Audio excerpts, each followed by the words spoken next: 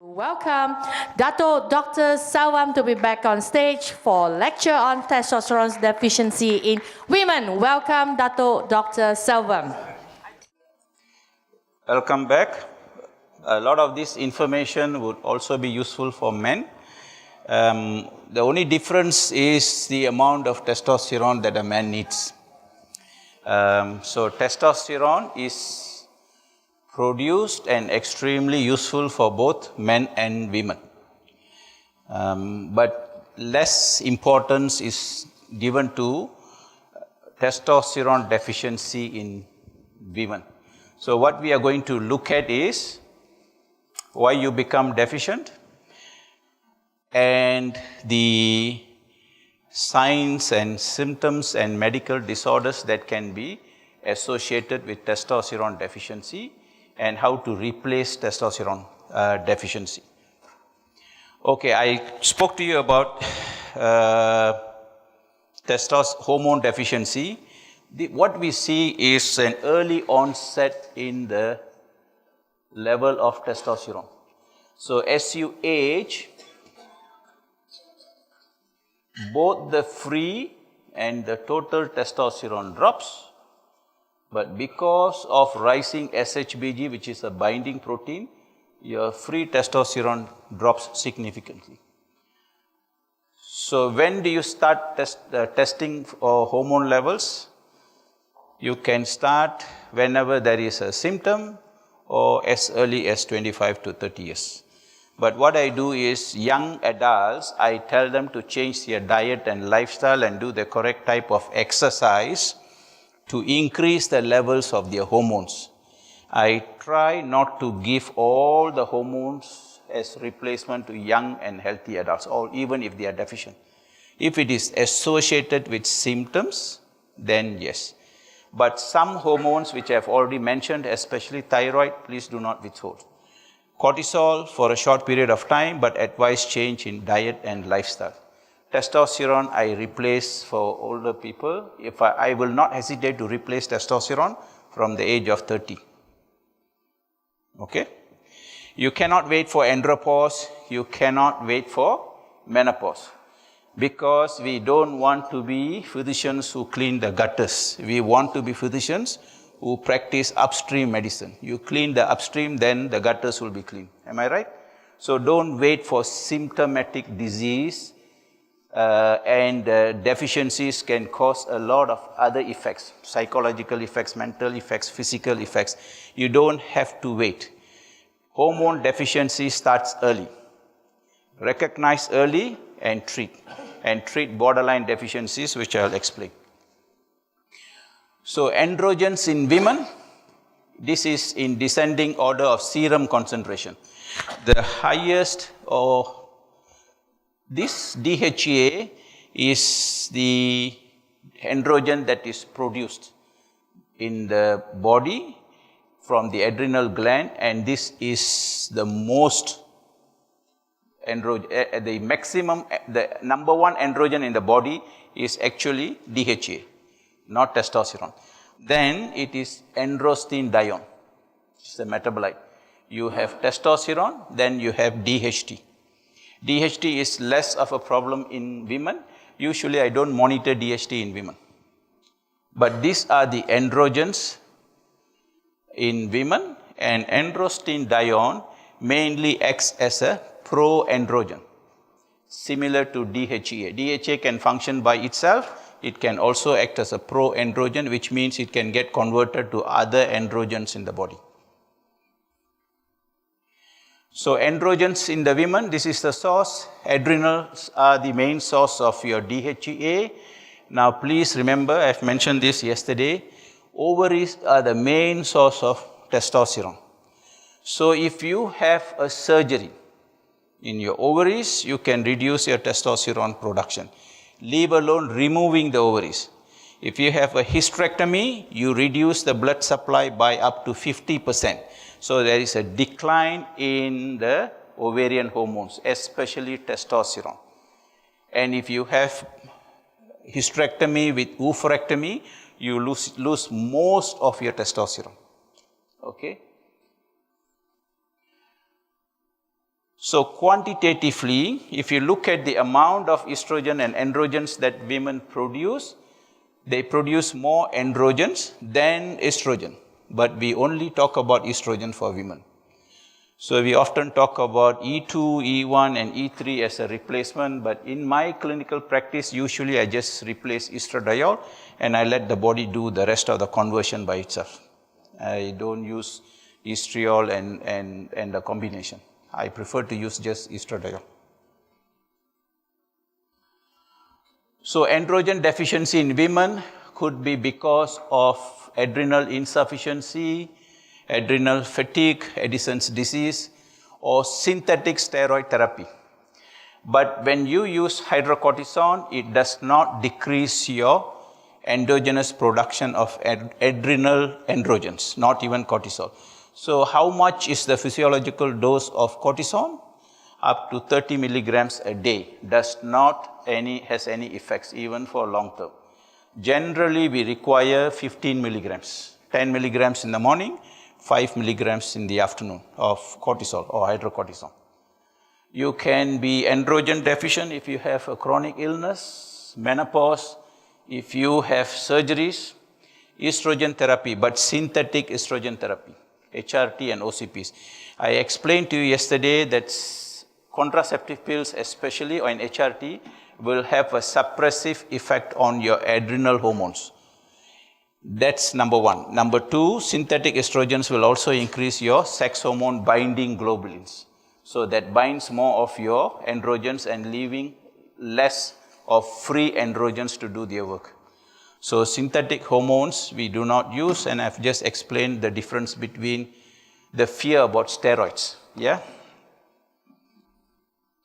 Oral contraceptive pills and statins, the problem is, as I mentioned, there is both ovarian and adrenal suppression of steroidogenesis with contraceptive pills. And statins reduce all your steroid hormones because you know cholesterol is the parent molecule for steroid hormone synthesis. So anyone on statins will have hormone deficiencies. So which means statins, if 100 people take statins, what we know, it may help one. So this is the NNT, number needed to be treated, just one. But the rest of them will age faster, besides all other risks, including increased risk of cancer. So whenever you put someone on statins, they will have hormone deficiencies. And this is a reason why they had the first sign of the side effect is lethargy. Yeah? So low testosterone, rest of the lectures will be on testosterone itself. Why do you have low testosterone? One is childbirth, the other is chemotherapy. Now childbirth, it's mostly because it is stress. Nowadays, pregnancy and delivery, childbirth, and including breastfeeding is largely a stressful thing. Gone are the days where all women felt it was a pleasure to be pregnant and to deliver and to breastfeed because it's very stressful. So that's one. Chemotherapy generally will decrease all your hormones, almost all the hormones. The other reasons are because testosterone mostly comes from your ovaries. If you have endometriosis, you can have low testosterone. Doing surgery for endometriosis or removing the ovaries will only worsen. Depression can be associated with low androgens and psychological trauma.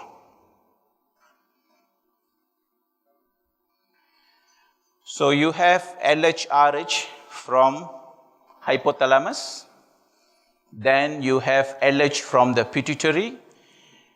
That stimulates the testosterone to produce, ovaries to produce the testosterone. You can also have testosterone synthesis from the peripherals. That is the adrenals and the fat cells. You can also have testosterone in women as well as men from the conversion from DHEA and androstenedione. So these two hormones can be considered as prohormones. So these are the sources. This is how your testosterone is made. But of course, you need the cholesterol as the primary molecule. From cholesterol to pregnenolone, to progesterone, androstenedione, testosterone to estradiol, DHA to androstenedione, and you get the rest of the hormones. So, as you age, it is normal to have an increase in cholesterol. Try to avoid having higher levels of triglyceride, which means you are taking too much carbs. If you have high levels of LDL, look at chronic inflammation and hormone deficiency as the root cause. As you age, you become hormonally deficient. So what the body does is, body is intelligent as a compensatory mechanism, and because 80% of your cholesterol is produced in the liver, your cholesterol levels will naturally rise. But we always put the fear into our patients and try to suppress the cholesterol. You age faster and you die younger. Actually, it's true. It's true, very true. Now, the metabolites, you can measure androstenedione glucuronide, androstenedione, and ethioconazole. I do not do the metabolites because it's expensive. And not many patients want to collect 24 hours urine. Yeah. So, do I repeat the levels of androgens? Once, say, I do a basic baseline testing and I replace the hormones. Do I keep repeating the blood levels? I don't. Because I'm a clinician, I like to assess clinically, unless you're concerned. So I don't reassess cortisol, thyroid hormones, testosterone, growth hormones. I don't. I just assess clinically. But as a routine, you do the whole profile once a year. Some of the tests I repeat, especially insulin, homocysteine, and CRP if I'm concerned. So bioidentical hormones, just now I explained. Now it has got similar structure as your body. It is metabolized and utilized by the body as your own hormones. So it can be detoxified and eliminated as natural hormones. And one of the best things with bioidentical hormones is that there is no cumulative effect of toxic metabolites. And physiological doses are safe for long-term use. And in my practice, these are the hormones I use very freely even in pregnant women. Thyroid, a small dose of DHA, and hydrocortisone. If they are deficient, of course, and I have no hesitation to use this. Even during breastfeeding, I have not had problems. The only precaution I take is I'll sit and explain to them how to watch for overdosing. So in summary, hormones, look at them as a family because they work in synergy. What happens is when you correct the rest of the hormones, the dose for individual hormones may decrease. Like for example, once you start using melatonin, for example, there could be a slight increase in growth hormone. Once you start increasing testosterone, you could have an elevated level of DHA. Once you have DHA, you can have higher levels of testosterone. In synergy, you may have a requirement for less hormones individually, but they work in synergy. So what it means is that whenever you correct hormone deficiencies, try not to correct a single hormone unless the patient can't afford to do the rest of the tests, and if they can afford only one hormone, start with thyroid hormone. Okay? But it's good to check the rest of the hormones. So excess or deficiency of one hormone will affect the action of the other hormones. So please bear this in mind. Bioidentical or compounded or customized hormone replacement is the way to achieve this balance, not synthetic hormones. One size does not fit all. You have to individualize the treatment. Okay? So what I do in my practice is this. When I give consultation, I try to do what is necessary to prevent a medical condition, a disease, okay, including preventing or reducing the risk of premature aging. Then I'll do test or I'll give advice how to be proactive. So you want to predict what someone is likely to get. So some tests like insulin and homocysteine will predict diseases, correct? So you want to predict for cancer. If you want to do, you do CTC because you want to predict the risk for cancer. Then all this information test that you do should help you to prevent disorders and diseases. Okay? Now when you have all this information, then you should personalize the treatment. So you predict, you prevent, you personalize. The 3 P's, and I learned one more P yesterday, to be precision medicine. So you be very precise. Thanks, Marcus. You have to be very precise in what you do. Okay? So you cannot have 15 milligrams of DHA as a standard dose for all women. Some women will only require 7.5 milligrams. Some will require 25 milligrams. It is based on the levels, the symptoms, and the follow-up. Yeah?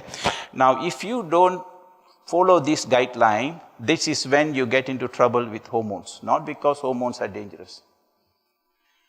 So correct other hormones as well. Please look into thyroid hormones, and you may want to correct your IGF-1 deficiency, DHA, hydrocortisone, aldosterone, and vasopressin, as I've mentioned. Progesterone should be considered in all women above the age of 40, in younger women when they have any conditions associated with estrogen excess. And my advice is for small dose of progesterone in men above the age of 50. It affects the libido, then you halve the dose. So usual dose for men is 100 milligrams of progesterone at night on alternate days. If it affects the libido, reduce to 50 milligrams. So testosterone deficiency can be congenital, not so common. It can be pre-pubertal or post-pubertal. So you can see it in adults, you can see it in aging people, you can see it in both sexes. If you have congenital testosterone deficiency, they usually have thin bones and thin muscles, and they may not have the usual secondary sexual maturation. Pre-pubertal deficiency is usually because of wrong habits. Sometimes you have constitutional delay in puberty. We call them late bloomers. Usually they catch up before the age of 18.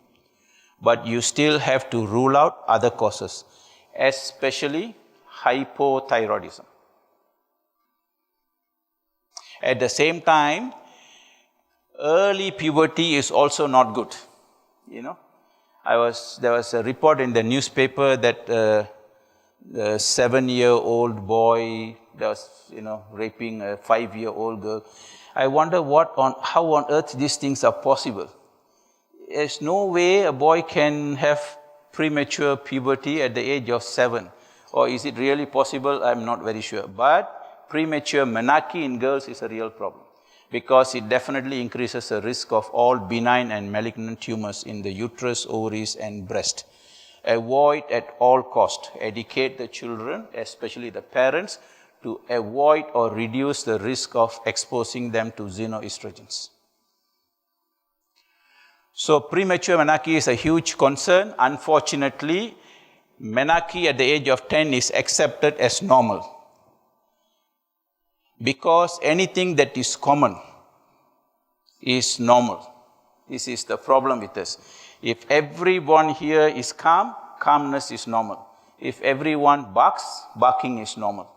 So American Pediatric Association has accepted that the age of menarche is at 10, which is sad actually. Yeah. So it may contribute to premature menopause. Excess estrogen and other hormone deficiencies contribute to medical disorders. So too much of estrogen is not good, and deficiency of other hormones is also not good. So this is an example like what I showed. I'm not sure why it's happening. It could be testosterone deficiency, or it could be cortisol deficiency, or it is self-induced, because they want to look like this. There is probably a very strict criteria for models to be so skinny, otherwise they will not be accepted, probably. So when a girl is testosterone deficient at puberty, because testosterone has very strong effects on the brain, and it helps you to make decision. So you are very decisive. Lacking progesterone, you have to be prompted, and you procrastinate, you don't make decision. But women will love this. If the testosterone deficient man, women will love, because everything you decide works well. So they will love it. No, I'm not being sarcastic, sorry. Anyway, these girls will be very submissive. They don't have the initiative and they always hesitate. So if it comes to sports activities, they don't participate. And physical activity will make them feel very tired. So they stay away. So if you have these symptoms, you may want to consider, especially if it is associated with delay in secondary sexual characteristic maturation. So testosterone deficiency in women can be seen from puberty. They usually also have poorly developed muscles. There will be muscle wasting and underdeveloped sexual drive without orgasm. And there is reduced clitoral and nipple sensitivity. Testosterone is very important for sexual arousal, sexual satisfaction, libido, and orgasm. Okay? These are some of the signs and symptoms. Anemia, as I mentioned yesterday, when an aging person has anemia and if you have ruled out other causes, consider testosterone deficiency. Usually they will have a pale look and dry eyes. Kyphosis and loss of height could be because of osteoporosis and loss of muscle mass and strength. You don't have the energy to hold back. Fat deposition on the breast, abdomen and hips, cellulite, flabby abdomen, fine wrinkles on the lips and corner of the eyes, decreased axillary and pubic hair, and varicose veins. Okay? Any other reasons for decreased, any other hormone deficiency that can cause axillary and pubic hair loss? DHEA. Testosterone deficiency is typically associated with low energy. Okay? And the capacity to exercise will be reduced. So someone, say for example, if someone carries 5 kilos, you will be able to carry only probably 1 kilo. And there is definitely a slow recovery from physical exertion, so they stay away from physical activities. And it will only worsen the rest of the problems. There can be anxiety. When you increase testosterone levels, some men, not all, will have a calming effect on them. There is fear and excessive emotions, but this is especially seen with excess testosterone. There is low resistance to stress. You don't handle stress very well. It could be there could be depression and less interest in life, like grumpy old men. Low self-esteem and self-confidence. Now, this is a sign in young boys and young girls. If you are low in testosterone, they lack self-confidence. So it's difficult to prompt them to do something. So testosterone can have a direct action by testosterone itself, and it can also help by conversion into estradiol and into dihydrotestosterone. Dihydrotestosterone is important for your sexual life, and it keeps your balance between the scalp and body hair. But too much, as I said, you lose scalp hair. So when you replace testosterone, keep an eye on the scalp hair. Conversion to estradiol is useful because it helps with mental health and bone health, sexual health. Lack of estrogen causes vaginal dryness and hot flushes. Women wouldn't like it. So why I'm saying this is, when you replace testosterone in someone who has estrogen deficiency, when you combine the two, you may want to reduce the estrogen because of the conversion and the synergistic effect. Yes? Okay.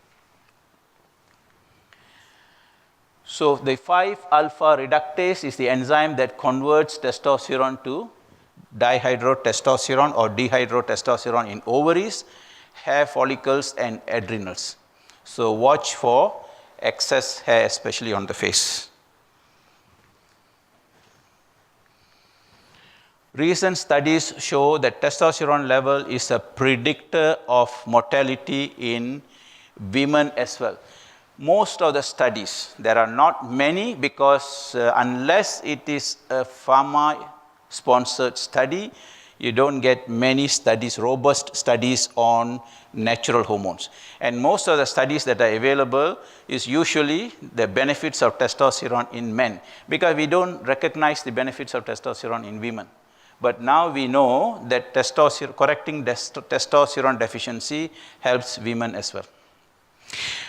Body will not produce hormones unless it is useful, correct? So to ignore the testosterone deficiency just because someone is a woman is not a wise thing to do. So there's abundant evidence now exists to show that low testosterone levels is associated with higher risk of metabolic syndrome, cardiovascular diseases, type 2 diabetes, increased visceral fat, osteoporosis. So why, with all this evidence, we are hesitant to use hormone replacement? We don't call it hormone replacement anymore, we call it bioidentical hormone replacement. So HRT, we leave it for synthetic hormones. We talk about bioidentical, so we call it as bioidentical hormone replacement. It's because we believe that it is unproven. Dig into the science, you can find papers. It does not work because you don't want to believe that it can work. Many of us have this, we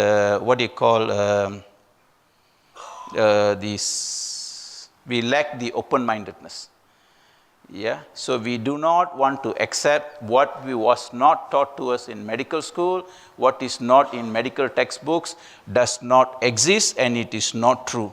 And we doctors have this unique problem where what I don't know is not true. So we do not even want to listen and consider. This is why we find it a problem, a challenge always to get more and more doctors to attend this integrative medicine teaching. Otherwise, the hall will be full if it is only accepted. Yeah, and most doctors, including myself, at some point in time, what changes us is because we want to heal ourselves. This is what happens. I would have been sick to make me think otherwise. Because what I have learned, if it can't help me, I can't help others. So I have to change the way I think and change the way I do and the way I practice medicine. The other reason I've explained is a steroid. This is a problem that you're going to face now every time you prescribe hormones to your patients. So please sit down and explain. Hormones are steroids, most hormones. The only difference is whether they are natural or synthetic. And the moment they step out of the clinic, because they are going to be hearing a lot about steroids from their friends and doctors who have not been trained. So there will be a big number of dropouts if you do not take the trouble to explain about steroid problem. Aging is natural, so we accept that it is natural, so why go and disturb it? But the problem is we are aging too fast. So premature aging is a real problem. So this is what I was telling you. Now the reference values is too large and it must be adapted for age, okay? So adapted for age means they will adjust the values, say for example, if testosterone, free testosterone, the upper limit is 147, I think it's picograms.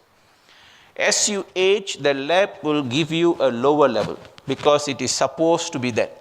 So probably at the age of 70, the reference range, the upper limit could drop up to 50. But for optimum health, I've told you just now, you should aim for the 25th centile. So don't accept the range because you want a reference range at the 25th centile based at 30 years of age. That would be the best. Okay, so any results, you must remember what is the upper limit for this 25 to 30. So when you interpret the results to your patients, you tell them your level should be at this, and I would like you to have at this level. Okay, so that's the second flaw in looking at lab results. And the third one is it is not optimized for optimum health. So if you look at the general population, 95% will be within this range, 2.5% above, 2.5% below. But most of this 95% will have clinical signs and symptoms of hormone deficiencies. So would you correct? We should. So this is what I meant by correcting borderline deficiencies. So this is where you need to correct. Conventional medicine steps in here and here, especially hormone deficiencies is here. This is excess. So you don't want to be correcting here. Learning integrative medicine and bioidentical hormone therapy should make it very clear that you should correct it here. So what are the testosterone responsive organs? Muscles, bones, bone marrow, fat cells, brain, hair follicles. And testosterone is both anabolic and androgenic. Anabolic because it builds muscle, androgenic because it has got all the androgenic effects. So it strengthens the bones, muscles, heart, and brain. Congestive cardiac failure is a sign of testosterone deficiency. That is muscle. That's what I mean. It strengthens the bones. So if you are deficient in testosterone, you are more likely to get osteoporosis, you are more likely to get muscle wasting, loss of muscle volume, and you are more likely to get heart disease, and your thinking and decision making will be affected. Okay? Significant benefits are seen with testosterone replacement in diabetes, osteoporosis, and cardiovascular disease. It is not difficult to reverse diabetes. Actually, it is one of the easiest diseases to reverse. You just have to look at diet, lifestyle, exercise, nutrients, and testosterone, DHEA as well. Now, DHEA can predict diabetes 10 to 15 years before you get the disease. DHEA can also predict autoimmune diseases and cancer. So that's why we call it predictive hormone. So the other hormone that you want to consider in helping diabetic patients would be DHEA. So it plays a role in carbs, fat, and protein metabolism. It helps to decrease or reverse insulin resistance and obesity. It improves glucose tolerance, controls many of the regulatory proteins at cellular level. Testosterone replacement increases muscle mass, decreases body fat, especially the central, improves osteogenesis, and increases skin laxity, improves skin laxity.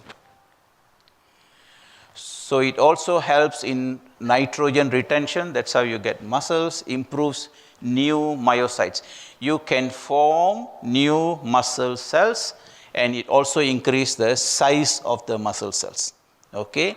But by itself, it doesn't increase the muscle volume. The muscle bulk, there is something else as you exercise. Because these muscle cells, the new cells and the bigger cells, will, whenever you put the muscle to use, the muscle cells will actually have minor tears, small tears. And when the cell heals, it heals by fibrosis. So that is the reason why you get the bulk in the muscle. But muscle volume directly corresponds to longevity. So for women, when you have adequate testosterone and exercise, weight-bearing exercise, you will firm up your muscles, and for men, you will have bulking of muscle. But we are not talking about what you see in magazines, Arnold Schwarzenegger and the rest of them. What happens is, when you take synthetic hormones, you are going to be in trouble because of the side effects and liver toxicity. So is natural hormones are safe? Absolutely yes, in safe physiological doses. So what happens to these men is they take excessive doses of natural hormones.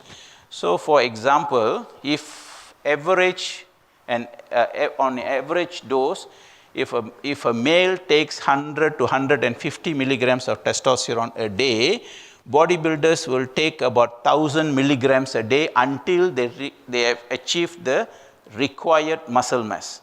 That's an excessive dose. So even natural hormones in excessive dose will have lots of side effects. This is another reason why hormone therapy is always looked upon as unnatural treatment.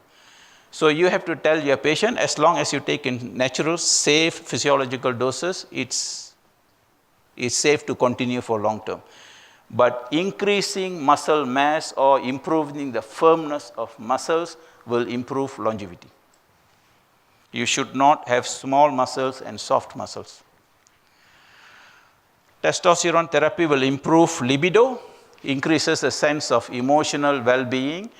By elevating norepinephrine in the brain, it helps you to have a positive attitude towards life. You appreciate things, improves mood, so we don't want to be the old and grumpy man.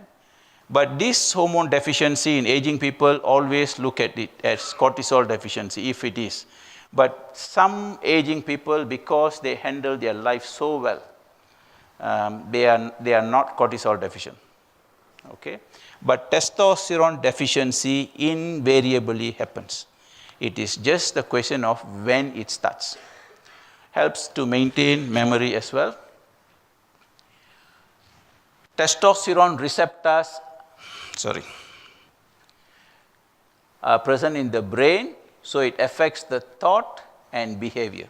It affects your thinking ability and decision making.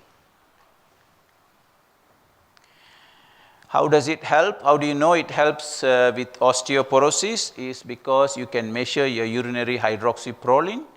If it decreases, you know there is osteogenesis, increases erythropoiesis. Now this increase in erythropoiesis is especially useful for dialysis patients, because dialysis patients always have lower erythropoiesis, so they are anemic. Testosterone will help. Diagnosis of testosterone, you can consider when someone has low hemoglobin, low RBC count, aging men and aging women. Testosterone replacement therapy will increase HDL and decrease LDL. Remember, testosterone is also an anti-inflammatory hormone. So for cardiovascular disease, this is how it helps. It improves myocardial contractility and left ventricular ejection volume. So this is why I mentioned that testosterone deficiency increases the risk of congestive cardiac failure. Of course, you have to consider magnesium and CoQ10 as well, including omega-3 fatty acids and carnitine. Improves vasodilatation. When you have enough testosterone, you do not have the pale look. It improves microcirculation. So it helps with organ perfusion, improves endothelial function, reduces atherosclerosis by reducing inflammation. It helps in reducing fat mass, improves exercise tolerance and effort. All this plus the indirect effects. So this study on 108 menopausal women, 12-month study, coronary angiogram was done, 47% had coronary artery disease. So these were the tests that was done. Decreased testosterone levels is associated with coronary artery disease, independent of all these risk factors.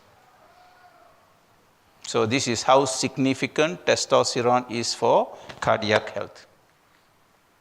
Study on 120 women.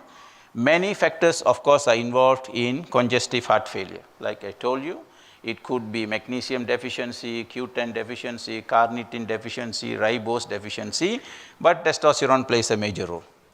So testosterone deficiency is associated with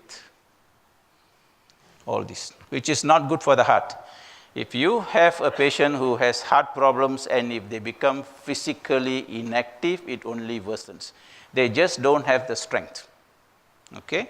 The only precaution is when you want them to exercise, do it within the tolerance levels. You don't want to push them overboard. Varicose veins in women. Usually varicose veins, the reason quoted is increase in the levels of estradiol. That's why in pregnancy you see more varicose veins. Pregnancy varicose veins could also be because of the rise in progesterone levels, because progesterone is vasodilatory. It relaxes the veins as well. But if this is the only reason, then postmenopausal women should not be having varicose veins when they have estrogen and progesterone deficiency. So it shows that testosterone is important in the prevention and treatment of varicose veins. And the same reason is seen with, in women with uterine prolapse. Okay, I think I have a slide of a lady who had uterine prolapse. She had hysterectomy, vaginal hysterectomy. She had umbilical hernia, testosterone deficiency. She had seen a surgeon to have the surgery, and she had cardiac problems, and she has seen a cardiologist. But the root cause is testosterone deficiency. So one cause, multiple presentations in multiple organs, and recognized as multiple diseases. Okay.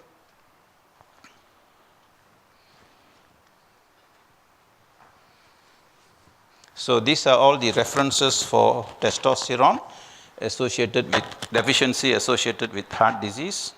So uterine prolapse, pelvic organ prolapse, is usually associated with also urethrocoele, which is a prolapse, and rectocoele. Now, we blame it on multiple pregnancies, but if you look at natives, they don't have this problem. They are physically active and they carry weights. Your body, human body is meant to carry weights and walk and stretch. So they don't suffer this. So estrogen deficiency is often quoted as the reason, but the actual reason is testosterone deficiency. The problem is not many studies, so we don't seem to understand or accept. But if you look at what testosterone does to muscle, you will know that when there is low testosterone levels, there is loss of muscle volume. So the pelvic muscles do not have the strength to support the pelvic organ. So you have uterine prolapse, you have cystocele, sometimes even urethrocoele, and rectocoele. Correcting is okay. If someone has these problems, having a surgery is fine, but you must correct the root cause. Testosterone and diabetes. Free testosterone has a reverse correlation with blood glucose levels, which means when you correct testosterone deficiency, you should see an improvement in blood glucose levels because it improves insulin sensitivity in aging and obese patients as well. The other benefit of testosterone replacement is that it reduces the diabetic complications. One way is by improving the microcirculation. Okay, and diabetic complications indirect benefits would be it gives the energy for someone to exercise and keep exercising. It improves the osteogenesis and it reduces the risk of falling.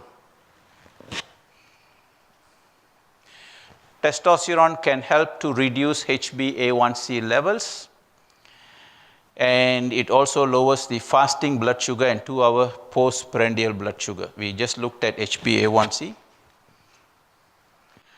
Osteoporosis we covered yesterday. Testosterone activates vitamin D, and when you replace testosterone, it increases your 25-hydroxy vitamin D levels.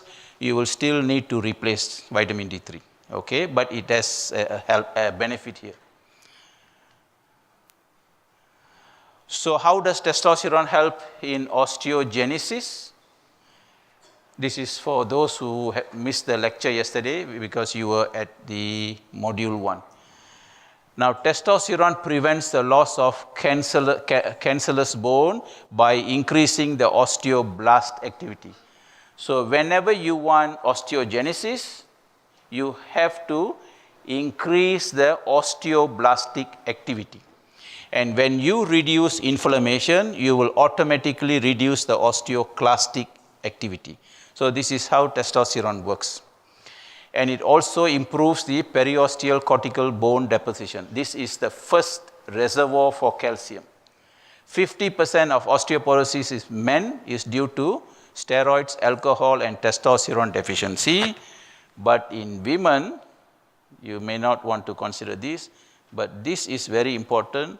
This is very important. Why the steroids are important is because if you give synthetic hormones, you are going to suppress your ovarian production of testosterone. Okay? Now, when you have synthetic estrogen and progesterone, since the testosterone production is mainly from the ovaries, synthetic hormones are going to suppress the ovarian function and ovulation. You will reduce your testosterone. Okay? Even if you consider natural estrogen and progesterone, look at testosterone levels as well. Indirect effects on the bone. It increases energy and strength, so you can exercise.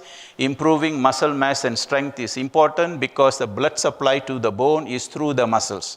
The larger the muscles, the better the blood flow to the bone. Improves post-exercise recovery, positive mental attitude towards exercise. This is a controlled trial. Improvement is seen with TRT on bone density and the reduction in the risk of fractures, improvement in muscle mass, reducing in central obesity, improvement in mobility and serum lipid profile. But you won't find a lot of studies like vitamin C and glutathione because there's not much interest shown in bioidentical hormone research. So for women who have had hysterectomy, you will have to consider the other hormones as well. So when you use estradiol and testosterone for 32 weeks, you will see an improvement in osteogenesis. You cannot see an improvement in osteogenesis, although you can see an improvement from the DEXA scan by using synthetic drugs that suppress the osteoclastic action. I mentioned yesterday, generally what is used by orthopedic surgeons is drugs that suppress osteoclastic activity, so there is no removal of or slowing down in the excavation of dead bone. So what you have is dead bone, but density is there. This is what you see in DEXA scan, but it's not healthy and strong bone. You want to have strong bone, improve the function of osteoblast. And that's what testosterone does. That's what progesterone does. Estrogen suppresses the osteoclast. The other reasons for the benefits would be a reduction in inflammation. Okay? So when you use testosterone, there is also a reduction in the pain in those who have osteoarthritis and rheumatoid arthritis. So this is an 81-year-old lady. She had these problems. So much of varicose veins. And so what she was on? Lasix, because probably she had edema and heart failure. What would you consider in the place of Lasix for water retention? Any suggestion? Potassium. Potassium, because Lasix, she's going to lose more potassium. It's a diuretic that depletes your body of potassium. It's only going to make it worse. So you'll have to keep increasing the dose of Lasix. Okay? Spironolactone, digoxin, this is for heart failure. You could consider Q10, magnesium, ribose, carnitine, testosterone. This is a hypertensive tablet. You could consider magnesium and potassium, omega-3 fatty acids, vitamin D3.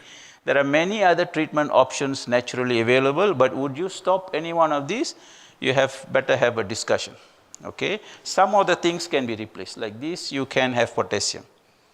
Hypertension, if you substitute magnesium and potassium, do not stop the drug straight away You may be able to taper down at some point, you can look at it. Digoxin is heart failure drug. You introduce whatever that helps and slowly you will see the improvement. Yes? Sorry? Yeah, so what you do is, this is the one. You give one drug because you lose potassium, then you give another drug to retain the potassium.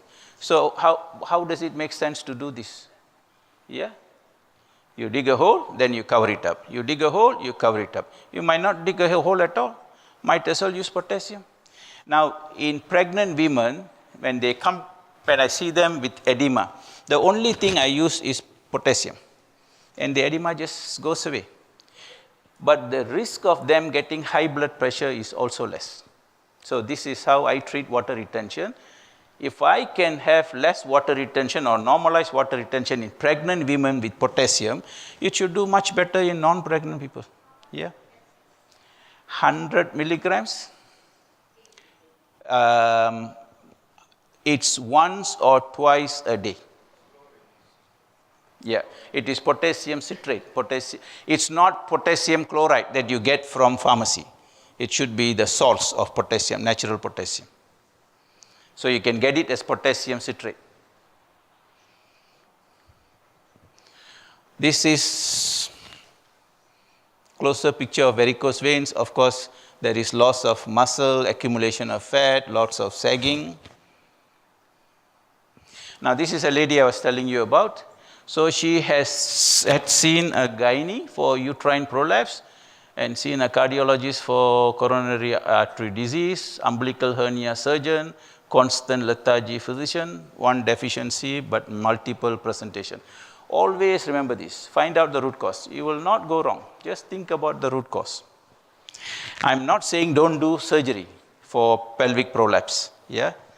Some things need to be attended to, but you do not leave the root cause unattended to. So what would you do to investigate women? You want to do total testosterone. You can do free testosterone, but for women, I just do total testosterone. So when you do total testosterone, this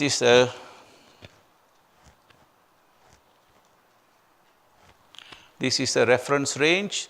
I would like to keep it at 25th centile, which means 75%. When you do both, the lab will calculate the free androgen index or free testosterone index.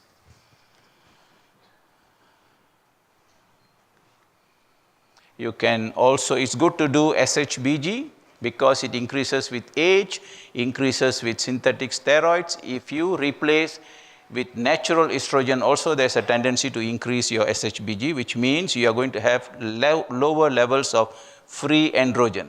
So when you replace estrogen, please remember, monitor the SHBG and you have to look at androgen levels. Okay? Total testosterone is mostly bound to SHBG in men and women. So free testosterone is the one that helps to do the work. Free androgen index gives you an idea about how much work is being done.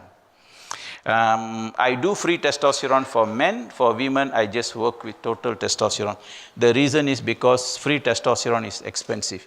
I think each test costs about 200 ringgit. 200 to 250 ringgit. So when you test all other hormones and you do the normal profiles, you check the insulin, your homocysteine, the CRP, then it becomes a little more expensive. I might as well add vitamin D3 levels to that. So high SHBG can be because of pregnancy in cancer breast, hyperthyroidism, or anorexia nervosa, and of course steroids. Low SHBG can be because of obesity, hypothyroidism. When someone is having high prolactin or low cortisol, if they are slow detoxifiers, drugs, especially prednisolone. If you have high insulin, low progesterone, high estrogen, this is often not a problem. Okay? What we see is usually high SHBG. Okay. Other investigations that would be helpful would be LH, which I usually don't do because naturally it's high. if you have polycystic ovarian syndrome or menopause. And by the way, what causes PCO? Anybody? Sorry? Yes, high insulin levels. High insulin levels. So you have to look at insulin level in PCOS. Okay. And it could also be because of high DHEAs. Okay. You look at prolactin, look at the hematocrit, and you may want to measure the bone density. So there are different formulations available in the market that you can use to replace testosterone in women. Sustanon is a combination of 4 types of testosterone. It works for about 3 weeks. It peaks during the 2nd week, then it drops from the 3rd week onwards. In some ways, it's convenient because you can ask the women to come once a month for a jab, but this is not the dose. You should use only 25 to 50 milligrams every 2 to 3 weeks. I give it once a month. Okay. Now, of course, you got to advise them about hoarseness of voice or scalp hair loss or increase in facial hair. You reduce the dose. What I prefer to do would be alternate between 25 to 50. So 1 month I'll give 25, the next month I'll give 50 because I don't want to have too much of these problems. Now, so how do you give this Sustanon? If you have a tuberculin syringe, that is 1 ml syringe, okay? If you draw these, you have 250 milligrams. So you use 0.1 milligram for 25 milligrams. This is the easiest way. But do not make the mistake of giving this. And there is another testosterone, injectable testosterone, which is marketed here as Nebido. Okay. Now this is a long-acting testosterone. And each ampule has 1,200 milligrams of testosterone. It is meant for men. And you give once in 3 months' time. Please do not reduce the dose and give it to women because you cannot titrate to this dose. It's so difficult to draw this much from 1,200 because I have had a patient who developed hoarseness of voice, and surprisingly 6 months after the last dose, her total testosterone was still high. Probably she's a slow detoxifier. And it's, I have lost follow-up. Apparently, she is much better now because the testosterone treatment was stopped. So, Nebido is not meant for women. If you want to use injectable testosterone, you have to use something like this that gives a smaller dose. And to use 25 to 50, that means 0.1 to 0.2 ml of this every 2 to 3 weeks, but I give it once a month. There are other forms. You can have a patch, which I don't use. Gel absorption seems to be better, but the common ones available would be cream. So what I use is the estrogen gel, which is available from a pharmaceutical company. But it is much easier for you to get the estrogen from the compounding pharmacies. The only thing is that your expiry date will be shorter, 6 months plus minus. Usually they recommend to finish it within 6 months. And you order as much as you need, the number of patients who are on. So the compounded one would be better for this and progesterone, okay, and testosterone. So testosterone replacement transdermal, don't use oral foam because of the liver toxicity. Rotate sides with creams and gels, so you can use it on the inner aspects of the arms and the thighs or even on the tummy, but do not use testosterone cream on the breast because you don't want any direct conversion to estrogen in the breast. Do not use. Progesterone is the only cream that I will advise you to use on the breast, not other hormones. Okay?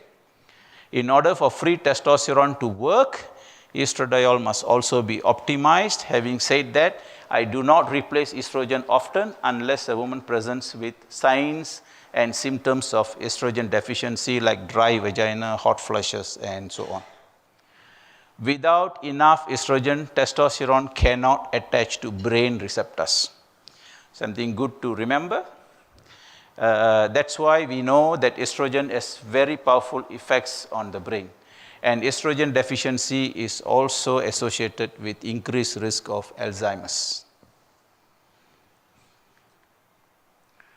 You can have some natural extracts. This is one. Then there is one Tongkat Ali. This is a root that is available in Asian countries that increases testosterone, and there are studies done on the non-alcoholic extracted Tongkat Ali nutrient that increases free testosterone levels by 60%. And there are other herbs that you can always combine. If someone is very sensitive, someone asked me just now, even a very small dose of testosterone, she is sensitive because she gets acne, natural extracts would be good. Okay? So you can search under androgenic herbs. So you will get Tongkat Ali, you can get Muira, Puama, there is one Maca. So there are many herbs that can actually increase natural testosterone levels. But having said that, you may not achieve the optimum levels that I'm talking about. Okay. Cruciferous vegetable extracts, because you want to control your estradiol and the metabolites. Zinc and boron helps you to. Zinc and boron actually helps not only in the synthesis of hormones, especially testosterone and estrogen, they also help in the metabolism of these hormones. Chrysin and DIM, if you have concern about excess estrogen, and always have adequate fiber in the diet to slow down the reabsorption. If you give excess testosterone, this will be the problems. I've mentioned acne, hair, loss of scalp hair, hoarseness of voice. So testosterone therapy, when will you see? Effects seen in 3 to 6 months would be decrease in fat mass, increase in lean body mass, that is muscle, increase in energy, increase in erythropoiesis. In 24 months, you will see an improvement in bone density. I mentioned yesterday that to have an effect on osteoblasts, it takes 6 months. So don't expect changes in improvement in bone density soon. It's the osteoclast that works shorter. Osteoblast takes a lot of much longer time to set in. So you must give time if you want to measure the bone density. So why am I saying this is if you come across a study that says, oh, testosterone does not have benefits on osteogenesis and increase in bone mass density, is either because they have used a smaller dose or because the trial was done for too short a time. And sometimes these trials are done with a purpose in mind, because they do not want to wait until the beneficial effects. Same thing with vitamin C I mentioned yesterday. If you use 60 to 100 milligrams, you will achieve nothing. Yeah? So look at bone density after 12 months. So there could be also salt and sugar cravings with excess fluid retention, headaches. Probably the slide is mixed up, sorry. Now this is common, not common. It can happen when you use injectable testosterone like the Nebido. Because it's 1,200 milligrams, it's supposed to be a slow release. So you give one dose, this for men. You give first dose, the second dose usually we repeat in 6 weeks' time. Then subsequent doses will be in 3 months. Because of water retention possibility, salt and water retention possibility, sometimes the injectable testosterone can cause headache, but it will wear off after a week or 2. There could be agitation and anger, weight gain because of water retention. The hepatotoxicity is only seen with oral form. Excess can also cause a reduced breast size, enlarged clitoris, and menstrual problems. This is not common. One of the indications of testosterone therapy that I use for women is endometriosis. Endometriosis and fibroids. How it helps, I am not very sure, but I've seen improvement in endometriosis and fibroids. But of course, you'll be thinking if testosterone gets converted to estrogen, how will it help? Clinical benefits, because I came across an article where testosterone therapy was useful when I tried on the patients. It doesn't make it worse, and some patients improve. So you may want to consider this. These are the references.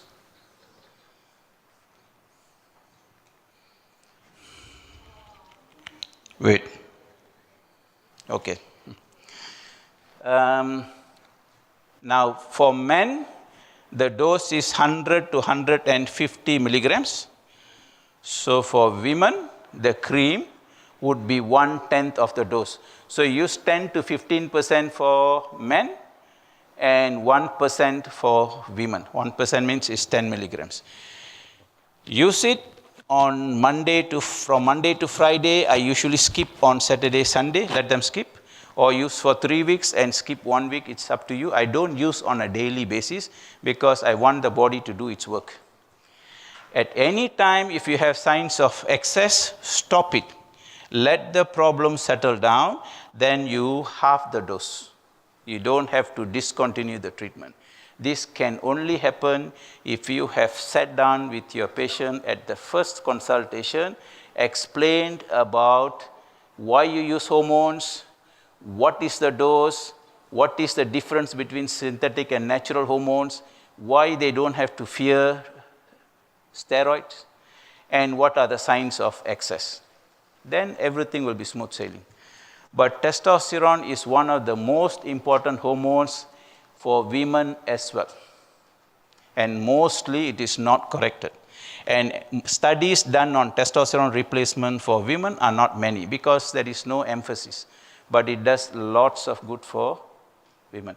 I'm going to show you, it's not a self-advertisement, but I want to just show you how useful balancing your testosterone level is for physical strength, okay?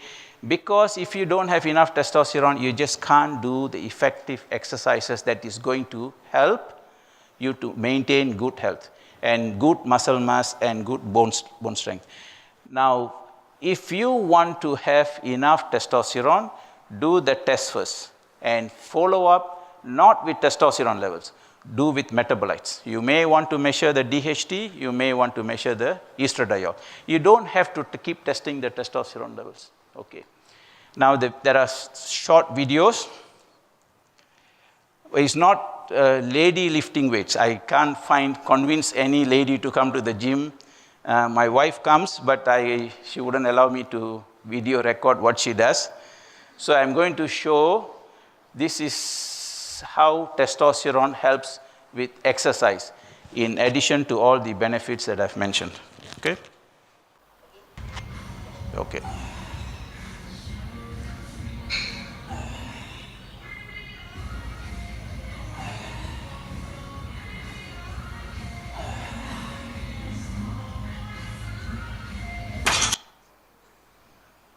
This is about 150 kilos. This is the weight I lifted when I was 60. Actually, I intended to lift more, increase, but I haven't been able to do. Next one.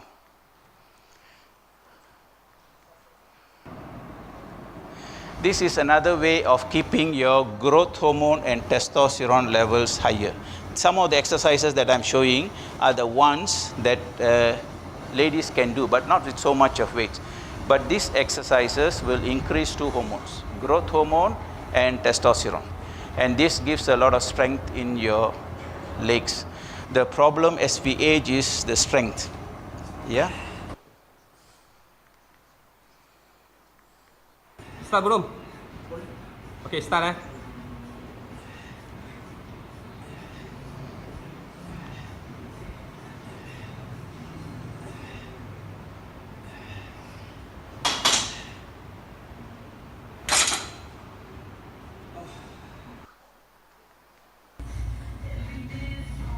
This, if you want exercise your upper body. This women don't have to do. You do some exercise, simple exercise like squats. You can do free squats. You just do free squat itself is good. If you want, you just have a little bit of weight, 2.5 to 5 kilos, or just an empty bar squat. Squatting and the first exercise is called deadlifting. These two are very, very good to increase your hormone levels. So do as much as you can, start small. You are not going there for a competition. You are going there to remain healthy. Do what you can and slowly improve. The idea about these weight-bearing exercises is you have to keep increasing the weights, small weights at a time. Because if you remain where you are, you will still enjoy good health. But it's better to increase slowly to within whatever you can. Don't push yourself. If you have sprained back, you fall and break yourself bones, I'm not responsible. Be safe. So it's always good to go to a gym where there is a trainer. They will tell you, and then they'll choose the exercise that would be most beneficial for you. And always warm up first, do stretching, only then lift the weights. The precaution is for those who have hypertension is do not hold your breath when they push the weights. It's just because we tend to hold the breath when you push. It should be the other way around. You breathe in and you just breathe out. This is one advice that you must give it to people who have high blood pressure, but they don't have to stop exercising. Thank you. Any questions? Yes. Oh, if I can keep doing this until the age of 70, which I intend to do. The thing about aging is, if you maintain yourself healthy until the age of 70, without having any medical disorders, no drugs, then after that it becomes much easier to enjoy aging itself. So the idea is to keep yourself absolutely healthy until age of 70. Okay? Yes? Would there be any risk of low insulin if you do the ketogenic low-carb diet? The risk of, sorry? Low insulin. Low insulin. Yes. You won't produce excess insulin. I don't think what is necessary will not be produced. When you say ketogenic diet, it's absolutely no carbs, or you still take vegetables? About 3%. Doesn't seem to cause hypoglycemia.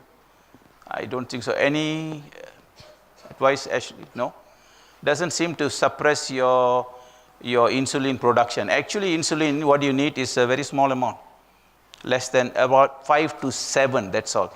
The lab range is 11, but you should keep it at 5 to 7. I'm not sure about what is the, it's in nanomoles or millimoles. It's 5 to 7. Any other questions? Yeah. For menopausal women, Sorry? menopausal ladies, Yes? with stress incontinence, cannot hold urine. So should we give also testosterone then? Menopausal woman, sorry? Yes, with stress incontinence. Or stress incontinence, yes. One of the reasons for stress incontinence is testosterone deficiency. The other is your detrusor muscle instability, overactive detrusor muscle. You want to calm it down, magnesium will help, progesterone will help. But testosterone will help to strengthen. Do this first. Do not subject yourself to any surgery. Because if you do not do this, you may have the problem of urine retention after surgery. So correct the testosterone deficiency, add some magnesium, make sure you balance the progesterone as well. Progesterone as cream, is it possible? Sorry? Progesterone cream. Then. Yes. And you can apply a small amount of testosterone cream on the bladder and as well as in the vagina. You can apply. You can apply testosterone cream in women. You can apply testosterone cream on the clitoris half an hour before planned sexual activity. That means, of course, it's stressful. You said, okay, 8:30 we have, okay, 8 o'clock you apply the cream. It is stressful, it's not so natural. But if it is to happen that way, use it about half an hour before on the clitoris. You can apply on the vagina. And if you want the bladder to relax, you can also apply a small amount of progesterone directly on the bladder. Considering aging people, we know that most of them are slow in their metabolism. Okay, is there any particular hormone that can boost this slow metabolism in older people? Especially thyroid hormone. Okay, and if you can have AMPK, it's available as a supplement. I find it useful, but aging people have one problem, hepatic gluconeogenesis. That's why when you age, irrespective of the diet, even if you eat a low carb diet, you have higher levels of fasting blood sugar. So metformin helps in this, plus increasing your AMPK. That helps your metabolism. But look at thyroid hormone as the primary cause of slow metabolism in aging people. And of course, the rest of the hormones will help. I showed you the slide where testosterone works as in the signaling pathway in cellular protein manufacturing. So this will help because it helps in carbohydrate, fat, and protein metabolism. So hormones help, but the primary metabolic hormone is thyroid. Okay, second questions. Could you please give a small or a brief descriptions with regards to anti-aging hormone, the so-called sirtuin-1,7? Sorry? The anti-aging hormone, Okay. the so-called sirtuin, Support, sirtuin sorry? 1 to 7. Sirtuin. Sirtuin. Or sirtuins. Yeah. I'm not sure whether hormones do it, but I do know two things. Low calorie diet does it, and resveratrol does it. I'm not sure about hormones having an effect on sirtuins. But these two, yes. For application of chrysin cream with testosterone, when should you apply it? Should it be together or before the testosterone? It doesn't really matter because you are going to use testosterone, if you say for example, you use Monday to Friday, you are not concerned about the increase in estradiol on that day because it's going to be a daily affair. So irrespective of when you take, it's going to have its effects on the subsequent days. But if you want to take it because you want to control the intra-day increase, then I would suggest maybe about 6 to 8 hours after taking the testosterone. But I'm not sure of any studies that has looked into this. Yes? You mentioned testosterone has an effect on erythropoiesis. And how do we use testosterone in dialyzing patient? Use Second question is the same dose because you are correcting a deficiency. So if patients have dialysis, there are not many things you need to really withhold other than protein, high protein diet. So because it improves the energy and erythropoiesis, it will be beneficial for them to have testosterone replacement, but you need to have the bloods done first. Thank you. And second question is, I've been getting a number of patients who are having aplastic anemia. Can we use testosterone and give very high doses? Give testosterone in high doses. In aplastic anemia cases. Aplastic anemia, it increases erythropoiesis, but by itself, whether testosterone would be sufficient, I don't think so. Why one gets aplastic anemia?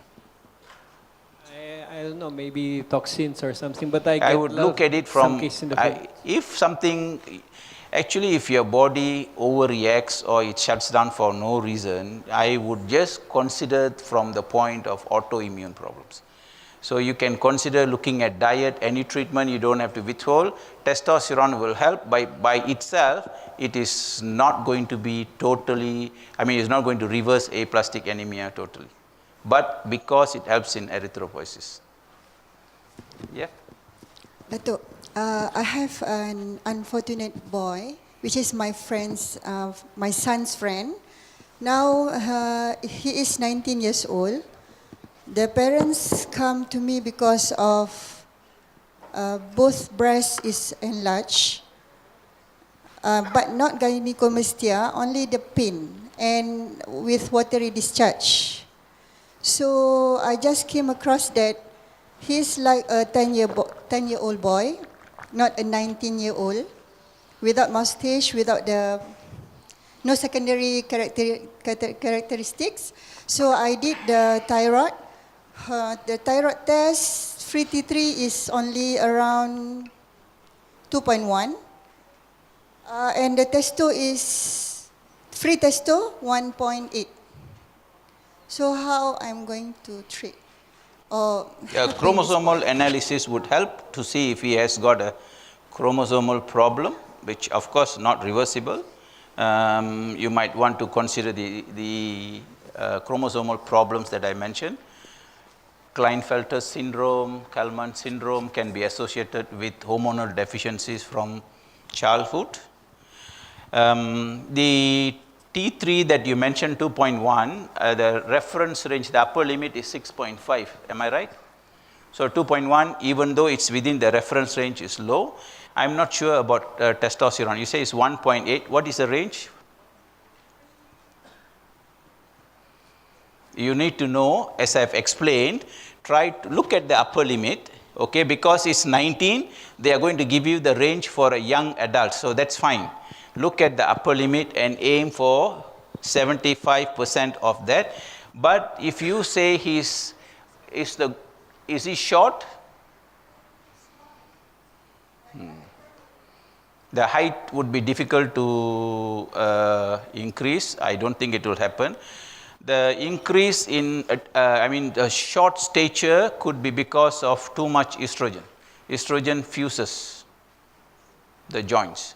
It's not testosterone. So you may want to look at estrogen. You have to do the blood levels. Growth hormone deficiency could be associated with that. But if you tell me that the mental acuity is not like a 19-year-old, you need to look at the rest of the results also. Look at homocysteine. Do some chromosomal studies. But if you get the hormones investigated, correct the deficiencies. Any one of the hormones, especially if it is associated with a delay or lack of secondary sexual characteristics, short stature, intelligence, then you need to correct it. And there is a hope of being a man in his later life?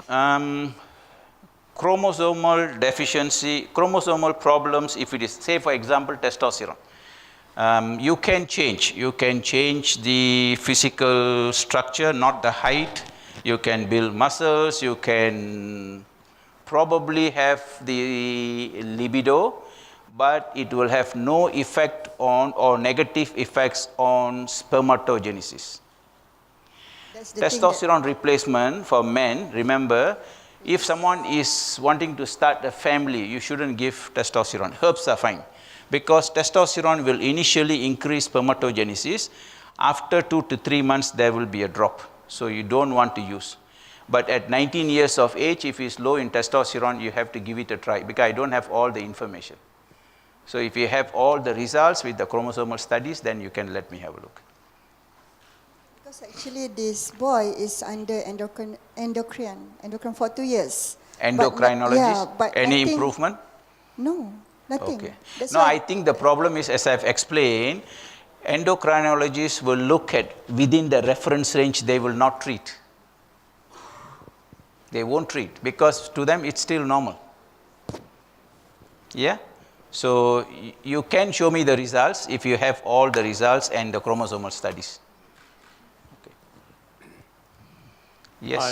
I have a patient with normal IGF-1 but very low BP3. So how to treat that? IGF BP3 is very low. IGF BP3 is low, but normal IGF-1. Yes. Insulin levels? Normal.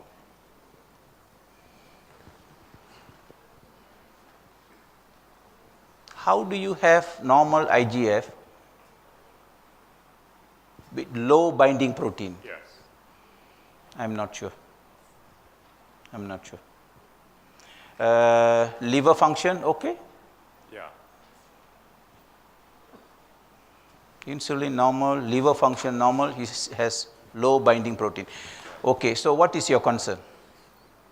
Well, it's not Binding to the growth hormone. Why do you want to, this is a binding protein to growth hormone, right? Right. Okay. Now, if it is, if the free form is still going to be working, correct? You mean the IGF-1. Yeah, the IGF-1 is working, yes. Yeah. So, I don't understand, I'm not sure about this low BP3. I'm not sure. Let me find out, let me do some reading. If I find the answer, I'll let you know. Yeah? We discussed about the preconception screening for women. Now, do we do a preconception screening for men? You should. And what are those tests? Whatever The a woman does, of course you can do the test, because you see the fetus, 50% is the female, 50% is the male. Why do you focus only on the female? Of course, men wouldn't want to be investigated, but from what we see, 80% of men do not have healthy spermatogenesis. Either the count is low, or the morphology is out, or the motility is very low. So this is seen in 80%, probably because of too much estrogen, too little progesterone with all the toxins and chemicals. So it's good to do both. Of course. Both. And if they don't want to subject themselves to blood tests, at least guide them with a healthy diet, but do a sperm analysis, because if you do not correct this, then it's difficult. If she conceives, then it could be an abnormal baby. Yeah. Miscarriage. This is the reason why IVF, the success rate is only about 20-30%. Yes. And so the take-home baby rate is 1 in 4, 1 in 5. But the problem is these babies can also have neurological and psychological problems. Autism can be more common, dyslexia can be more common. So it's because you do not make these parents healthy first. So if you have low sperm count, of course we have the technique called wash. We have the sperm wash, and we collect the good sperms and fertilize, and we do all that. But it doesn't tell you the genetic makeup of that sperm. So you have to change all that one. So the hormone test that you would do for men would be, if they are 30 and above, if they can afford, I'll do all the hormones. But what I don't correct is testosterone, even if they are deficient. The rest of the hormones I'll correct. But for the lady, I will focus especially on thyroid. I will look at homocysteine. I will want to bring it down to below 9. And I don't want too much of CRP, too high levels of ESR. You have to do this and normalize the insulin. This itself will result in increased conception rate and a successful pregnancy. So for male patients, you don't give testosterone even if it turns out to be low? Yes, because there is an initial rise in spermatogenesis, then there is a decline. So the body works that way, you know. One way of avoiding this is by giving HCG, which increases your LH and spermatogenesis. I don't do that because I just use testosterone itself. So I tell them to do everything that is necessary. Exercise, can take some of the herbs, but I don't use testosterone. Once she has conceived, the wife has conceived, I will use. So when can you advise them? If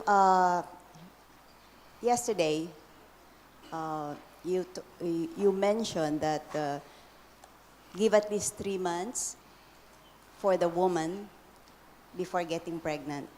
So for a guy, same 3 months also. Minimum 3 months. 6 months would be better. Okay.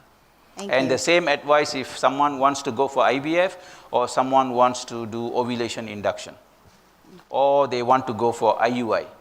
This is the same advice. Prepare yourself first. Yeah. Thank you. Okay. Just want to ask you, like some of my patients who are on antipsychotics have raised prolactin levels. Some of it is just lab finding, which is commonly done as a part of monitoring. But if antipsychotics is unavoidable because of any reasons, either bipolar or schizophrenia, what are the strategies we can use? High prolactin level can be because of hypothyroidism. look at thyroid hormones. Correct the thyroid hormones. Usually it settles down. Of course, if it is very high, you are going to have a investigation done to see if it is a pituitary adenoma. But hypothyroidism can be associated with high prolactin levels and galacturia.